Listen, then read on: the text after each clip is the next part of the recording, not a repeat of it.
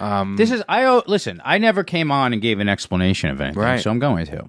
All right. Why did you leave? 33 minutes in. If you're just a fan of the podcast and you don't want to hear us at all, and you've been waiting for Justin's explanation, 34 minutes in, get ready for it. Justin, why did you leave? And you could talk to me, but also you could talk to our fans. I'm going to talk to everybody, okay? Okay.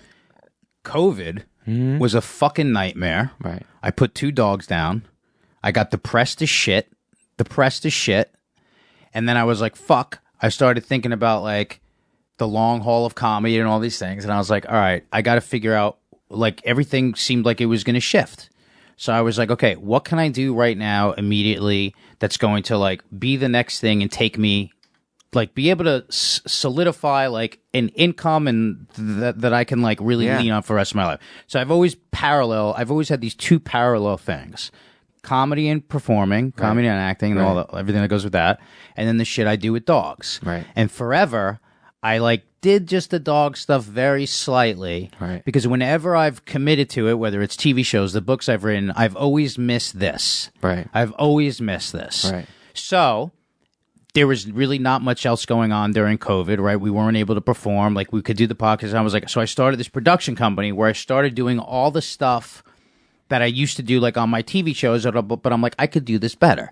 And it started being like a major, like I didn't realize what an endeavor it was going to be. So I was like, all right, I have to put like 100% into this. And then as I did, even though I love animals, I start to fucking hate it because I'm like, I just miss this too much. Right. I do. What was the impetus for leaving this? Because you were like, I'm going to give 100% to my other project, and I can't do both. I didn't think I could do both. Right. And I didn't think I could do both, especially where we had our arms tied behind our backs because there were the constraints of COVID, so everything was so much more difficult. Like, you know what I'm saying? Like, everything, the effort it took to do, like, you and I could always just come in here and bullshit, prepped or not prepped. Right. Right.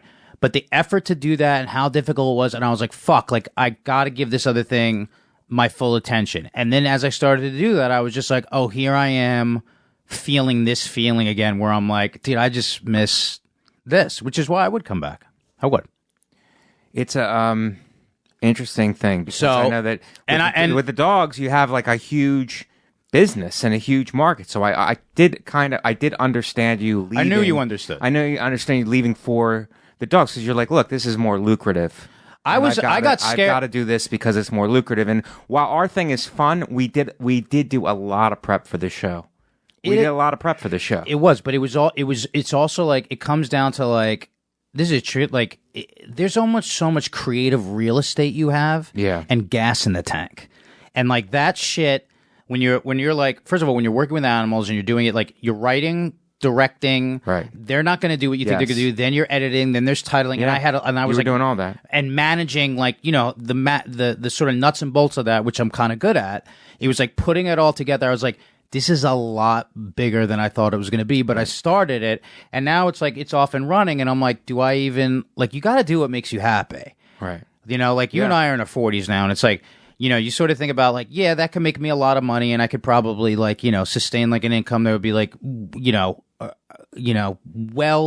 into comfort. Yeah. But I was like, am I going to love what I'm doing every day? Right. And the answer is like, I'll always love dogs, but I'm like, you know, dog people, like, you know, they can go fucking run and play in traffic for all I give a shit. Really, you're a man who loves dogs, but you separate yourself from the dog people. Yeah, you're dealing with, like, it's almost like this. It's like when you work with them on the level that I work with them, right? You have to teach. It's more like a teacher student. You have to teach them, right, how to deal with their dogs. But here's what I'm saying. When I'm working with like other trainers and I'm like basically like doing like teacher trainings, that's different because you're working with people with the skill set. Now you're just trying to get them from like, you know, you're trying to get them from like college to like a master's degree. Right. But the average stuff you're doing is like you're teaching like the alphabet. It's like an algebra teacher teaching fucking addition. Right. And after a while, you just get like, this isn't fun anymore. Right. You know what I mean? And when I do it in a way where it's that consuming, especially because of the way the people are in that world, like they're so finicky. Like you think we get a bunch of shit for like saying finicky shit. A cat term, and did you do that on purpose?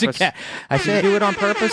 Yeah. Because a lot of our fans went, whoa, they took a step back on that one. They said finicky. This got a little serious, but I feel like the fans are owed an explanation. Demand an explanation, They demand an explanation. They demand it. So I got fucking really panicky during COVID. I was like, is comedy going to come back? Like, how long is that going to be? And I was like, there's this thing in front of me that is just always just like, it requires no effort or like it just always comes to me. Right. But it's like, you know, I felt the same way I did when I was super successful at it and had TV shows. I was like, yes, this is great. I appreciate all this, but ... There's this, how are you going to... There's this other void.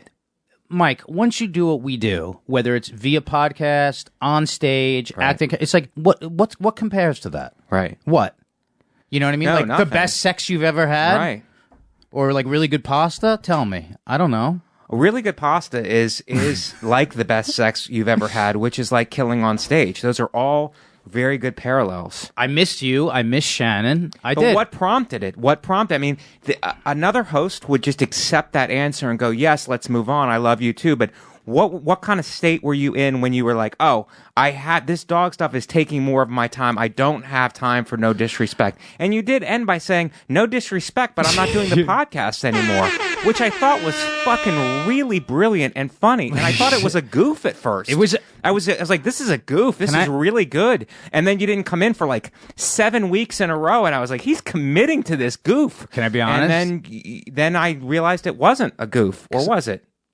I was joking. You were joking the entire time? Shannon, I was fucking joking. Even the whole thing I just said, I was joking. That's not real.